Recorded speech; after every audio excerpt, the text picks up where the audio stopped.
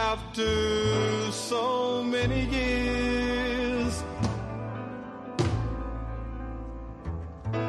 hounded by hatred and trapped by fear, I'm in a box. I've got no place to go. If I follow my mind.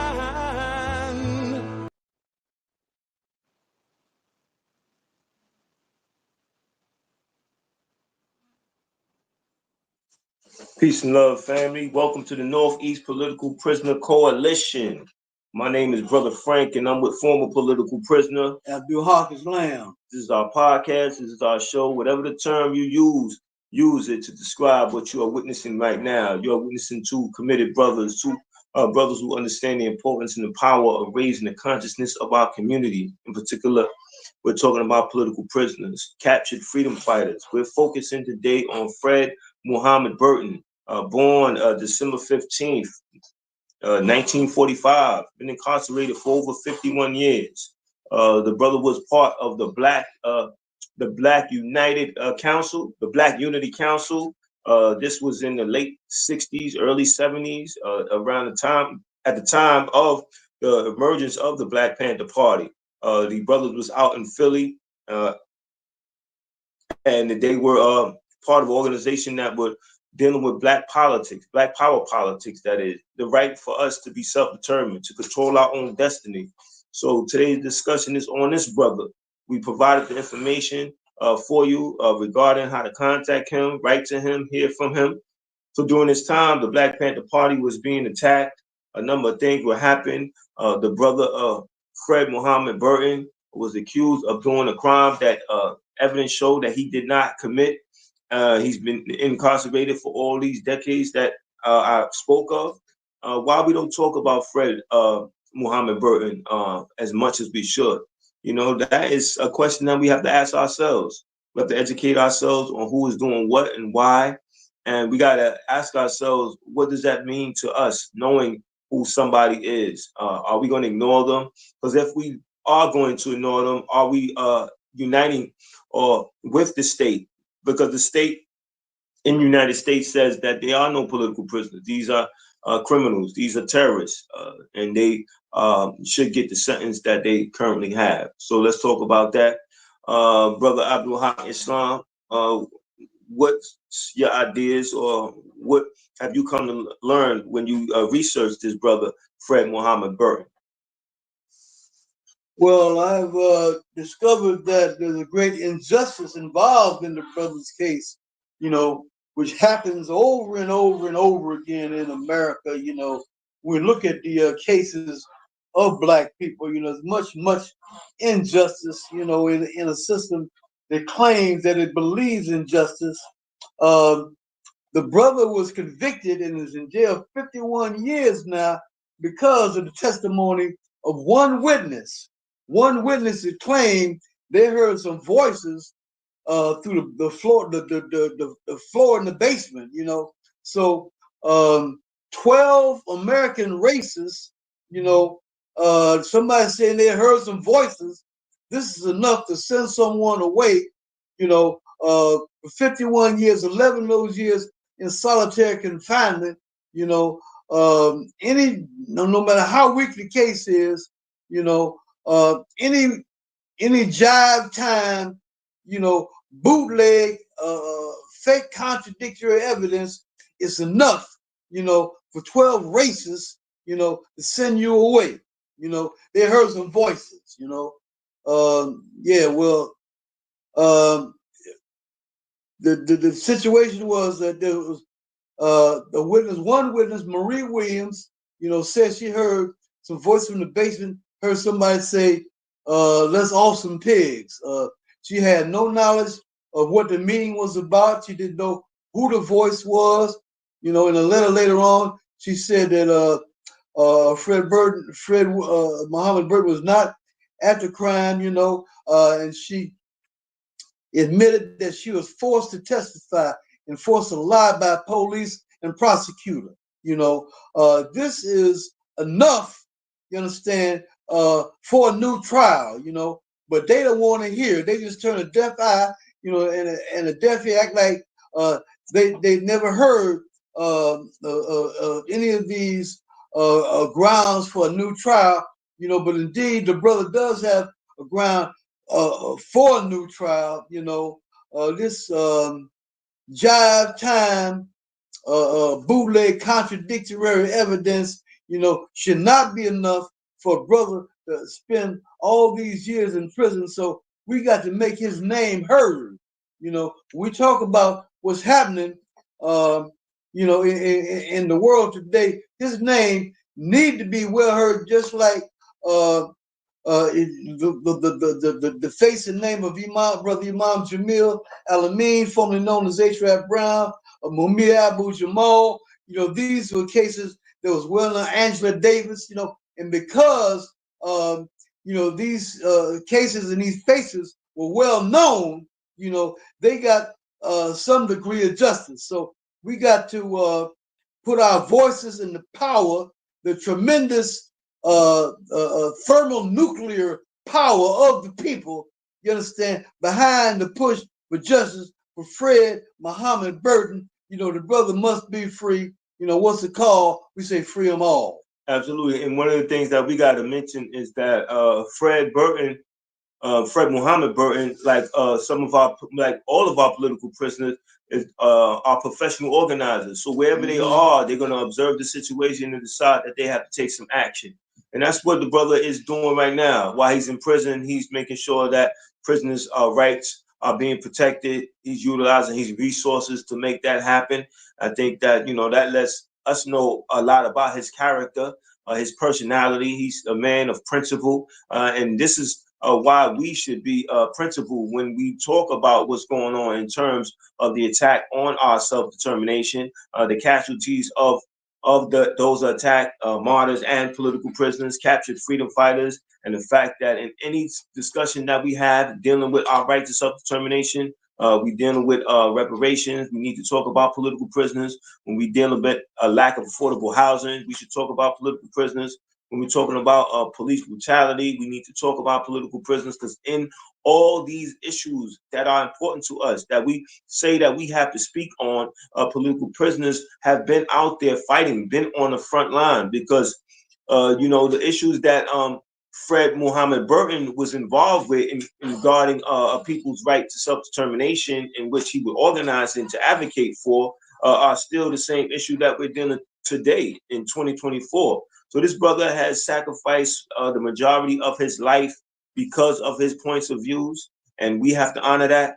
And real honor is through solidarity, meaning that you're actually doing some work, you're taking some action, focused action, disciplined action, action that you thought long, hard about doing, and making that commitment, and action that is going to be beneficial to an actual cause. And this particular cause is freeing a political prisoner.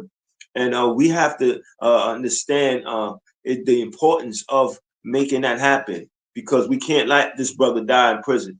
But we have to first start talking about him more often, right? Because I was telling the brother Abdul Haq Islam that when I did the research to try to get some more information on Fred Muhammad Burton, I seen it online. But when I went online, meaning on Google, a number of websites popped up. One Jericho Movement, they popped up, and another organization popped up. The actual organization at the time slips my mind, so forgive me on that. But my point is that when I looked on YouTube, I didn't see any broadcasting, any coverage of Fred Muhammad Burton, and therefore I said that we have to do our job. But when I did look, only what I seen was our upcoming episode, and that's why this work that the Northeast Political Prisoner Coalition is involved in is crucial, because not only can not our political prisoners die in prison, but they can't be forgotten. We got to talk about them, right? Because they are soldiers, they are combatants, because this is a war of ideas, and they are casualties because they engaged in this war of ideas, because they love the people and the people love them. At least we should love them, right? And the only realest expression of that love is through practice, through actual actions. And that's why we're doing this podcast right now, this particular episode, and we're focused on Fred Muhammad Burton, because we want you to remember his name. We want you to please hit like, share, please share with as many of your contact as possible. Let's get this word out that Fred Muhammad Burton is still in prison after over 51 years. He should be home with his family, being loved by his family, his loved ones, those who haven't seen him in all these years. And let's talk about the climate in which Fred Muhammad Burton was involved with, in terms of struggle for his people. This was a fascist police officer by the name of Frank Rizzo, right? He was the police commissioner, and he was vicious in his attack on those who were advocating for the rights of blacks. He was racist. Police terrorism at the time. This is a time in Philly when the police was running wild with violence and brutality against the people and terrorism. Absolutely. So he was attacking our people viciously. He attacked Move viciously. He is responsible for Mumia Abu Jamal being incarcerated. He is responsible for a number of Move members being killed. And so we have to look at that and look at the fact that Fred Muhammad Burton, after all these years, is still incarcerated. We have to make that statement very clear to us, and we have to let those of our people in Philly, right, know that Fred Muhammad Burton is still in prison. That we have to tie political prisoners, period, to any struggles we have, right? Because it all is under the umbrella of self-determination. But Philly has a strong Islamic population, right? Correct, right. Yeah. Right. So give a message directly to that population regarding one of their brothers, their Islamic brothers being in prison, and the fact that they have a responsibility to speaking more about him. Yeah, I visited the match, I think, on 61st Street in Philly. And so the Muslims in Philly, they need to come together, organize, and demand that our brother be free. In Islam, we talk about justice, and many places in our history, the Muslims are very, very active, in organizing and fighting for justice. So this needs to be a number one priority issue, for the Muslims in Philly, because this brother was incarcerated, during a time in Philly when police terrorism was at a crazy level, and an all-white jury, a jury of racists, found it compelling that somebody hearing voices. I see people out in the street all the time hearing voices, walking around in circles, making funny noises. See people sitting on the train making funny noises, hearing voices. But for a racist jury, this is compelling, overwhelming evidence. Somebody hears some voices, So raise the name of Fred Muhammad Burton. Let him become well known like Mumia Abu Jamal, Imam Jamil Al-Amin, formerly known as Ashraf Brown, Angela Davis. Make his case heard, make the evidence in his case heard. The contradiction, the fact that Marie Williams wrote a letter where she admitted that she lied, that she was forced to lie in court. So here's a brother that is convicted, has done 51 years, 11 solitary confinement, based on the testimony of someone who admitted that they lied. What type of stuff is this? How can we be quiet, in a situation like this? Let's raise it up, put your power, you understand? Put your foot, the pedal to the metal, and put some energy in this movement. In every country, you know, around the world, people talk about their political prisoners. Their political prisoners is a #1 issue. It need to be a #1 issue in this country as we come out and demonstrate for other issues. You know, our political prisoners need to be a #1 top A priority for our people. Free our political prisoners. Let's get together. What's the call? Free them all. One thing you said that all around the world they talk about their political prisoners. Right. I remember being at a demonstration for Mumia Abu Jamal's birthday, and Fred Hampton Jr. spoke, and he said that, and I think in Germany, if you don't talk about the Holocaust, their Holocaust, to your child, then that's child abuse, right? We have to look at that the same way. If we are not teaching our children about our political prisoners, then that's child abuse. We're neglecting their understanding of their reality. Their reality is that, you know, we live under a racist system. We are oppressed, and you need to know that there are people fighting back. You need to be inspired to fight back. You need to be inspired to stand up for yourself, and nobody does that any better than our martyrs and our political prisoners. So they need to be a part of our upbringing, a part of our educational process. You know, we can't be negligent when it comes to our political prisoners. We have a responsibility to teach those who are coming into being regarding their place in society. We have to protect them with all the resources we have.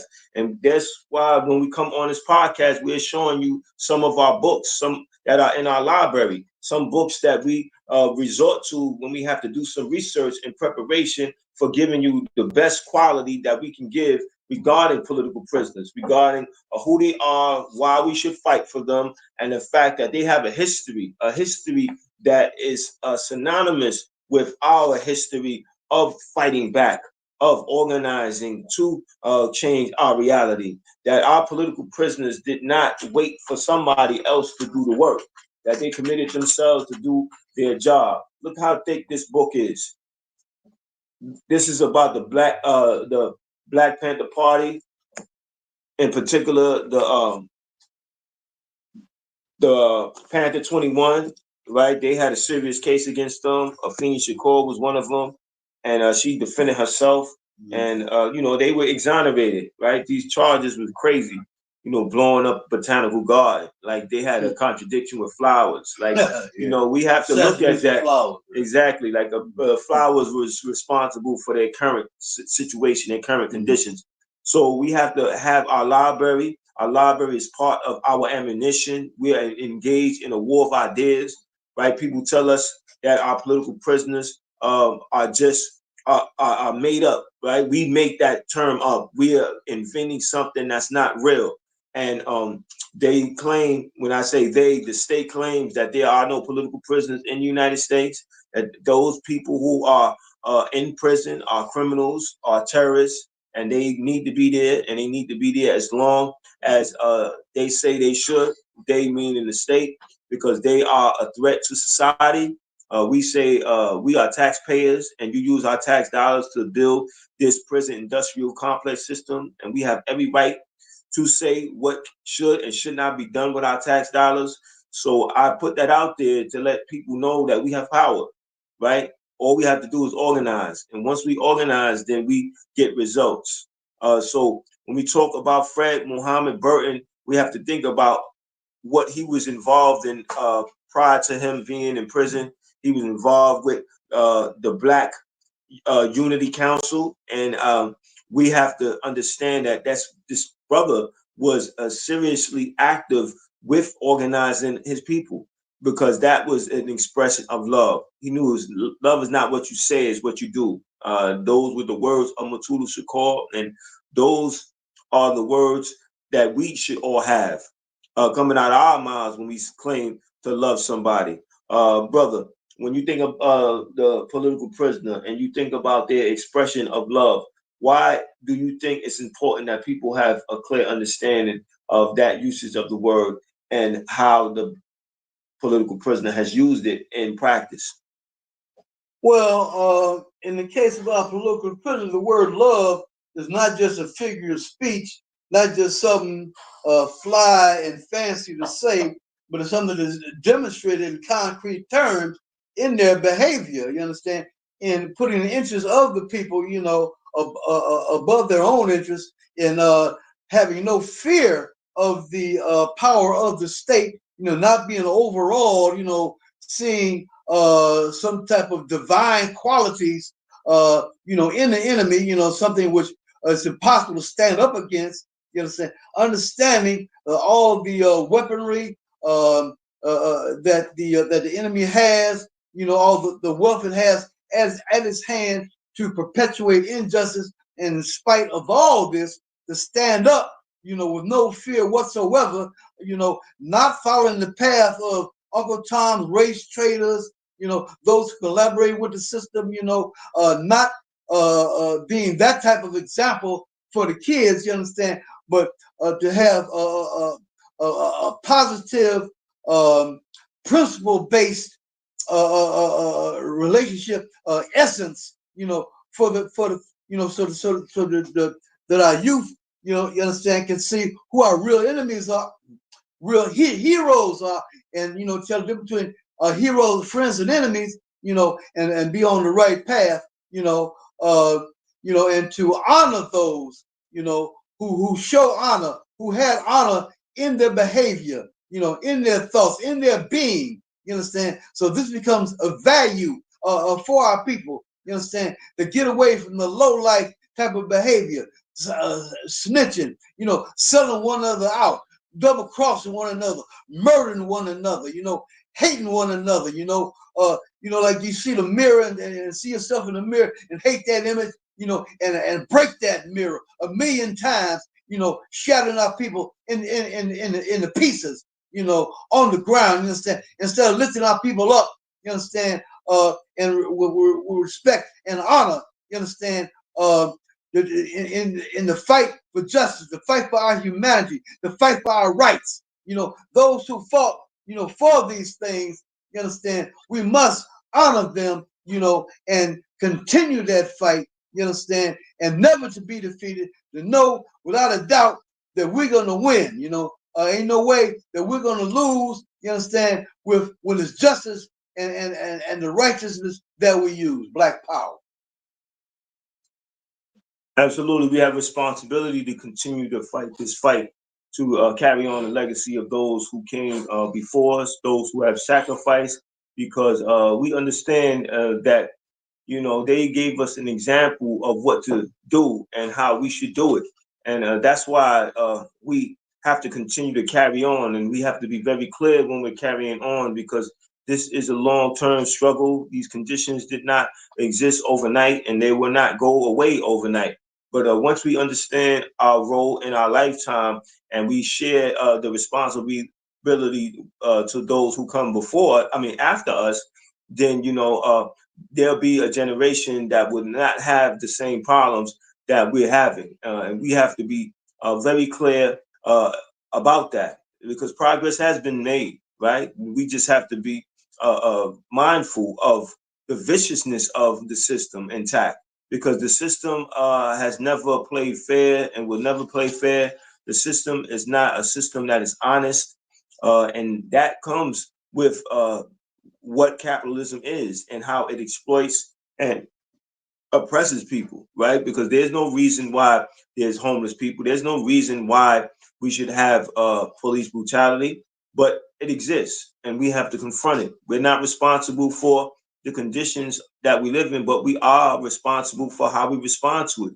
And the political prisoners, one in particular, Fred Muhammad Burton, showed us that he was responsible for how he decided to address the conditions of his people. He decided that he was going to commit himself to an organization. He decided that he was going to take his part very seriously within that organization, an organization that addressed the crisis at that time. It's the same crisis that exists now: police brutality, not having a say so in who educates our children. So they wanted a community control, parental influence teaching staff, right? And the only way that's going to happen is that we organize to make that possible. You know, we have to educate ourselves politically. right? And that's why, as I said before, and you're going to hear me say continuously, that we have to have a strong library. We have to have our ammunition ready, because our ammunition is going to give us that knowledge that is necessary in terms of politics on our material reality. And we're going to put that in practice by what we decide to do. Brother Abdul Haq Islam, how important it is to have a strong, powerful library. Well, we got to, feed our intelligence. We can be walking around here not knowing what's happening, and if we just depend on the educational system or the media to tell us what's real, we could be in a world of trouble, So we got to be able to analyze, be able to read, and through reading to be able to differentiate between truth and falsehood, to know the real history of the world, what historical factors are going on, to arm ourselves with facts, with factual information, other than that, we'll just be chumps. We'll be somebody's play toy. We'll be somebody's puppy dog. That will fall for anything. Will obey the master no matter what the master say do. So we got to be free. We got to be free human beings. Stand up, intelligent human beings. You understand? To make some intelligent choices. To organize intelligently. To act. With sense, and not to act in a way which is very, very detrimental to our interests, and be clear on what our interests are, what are the interests of those, someone, something that want to eat you, your interests and their interests are not the same. So we got to be crystal clear on that, So in order to understand how these factors work, we got to read and we got to study and know what's going on in the world. Absolutely. So you just said that very importantly, because that is what the Black Panther Party was doing, and that's what the Black Unity Council was doing.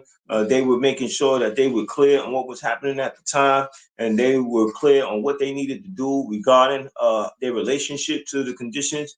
They realized that nobody was going to save them or change their reality but them, and they took that position very seriously. Some of them died for it, and some of them got incarcerated, came home. Some got incarcerated and has yet to come home. But we have to be inspired by the release of some of our political prisoners, people like Jalil Abdul Muttaqim, people like Sundiata Akoli, and people like Veronza Bowers. And speaking about Veronza Bowers, he is home now, and we have to make sure that he is taken care of. We got to utilize his talents to deal with the mental health crisis that's going on. So if you happen to be a part of a group that's dealing with mental health crisis, get in contact with me at 347-679-3936. Again, that's 347-679-3936. So I can make that arrangement with you and Veronza Bowers, and he can come speak. And of course, pay the man. He did all this time. Make sure he's compensated monetarily. Make sure he's taken care of so that he can do his job and live his life, right? After all these decades of being incarcerated, the man should not be concerned about his finances. We, the people that he fought for, should organize to make that a reality. So with that being said, we're going to conclude this episode. What's the call? Free 'em all. What's the call? Free 'em all. What's the call? Free 'em all. What's the call? Free 'em all. What's the call? Free 'em all.